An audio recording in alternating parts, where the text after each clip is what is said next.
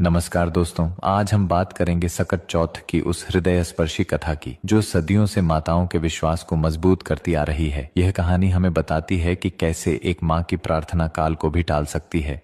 पौराणिक कथाओं के अनुसार प्राचीन समय में एक नगर में एक कुम्हार रहता था। एक बार जब उसने बर्तन पकाने के लिए आवा लगाया तो उसके बर्तन पक नहीं रहे थे। वह राजा के पास मदद के लिए गया। राजपुरोहितों ने एक बहुत ही कठोर उपाय बताया। उन्होंने कहा कि जब भी आवा लगाया जाए, नगर के एक बच्चे को उस भट्टी में समर्पित करना होगा, तभी बर्तन पकेंगे। राजा के आदेश पर यह क्रूर परंपरा शुरू हो गई और बारी बारी से नगर के परिवारों से बच्चे लिए जाने लगे। एक दिन एक बूढ़ी विधवा माँ की बारी आई। उसका एक ही बेटा था जो उसके जीवन का एकमात्र सहारा था। संयोग से उसी दिन सकट चौथ थी। माँ का दिल दुखी था, लेकिन राजा की आज्ञा टालना असंभव था। उसने अपने बेटे को तैयार किया और रक्षा कवच के रूप में उसे दूब और सुपारी दी। उसने बेटे से कहा, घबराना मत, सकट माता का ध्यान करना, वो तेरी रक्षा करेंगी।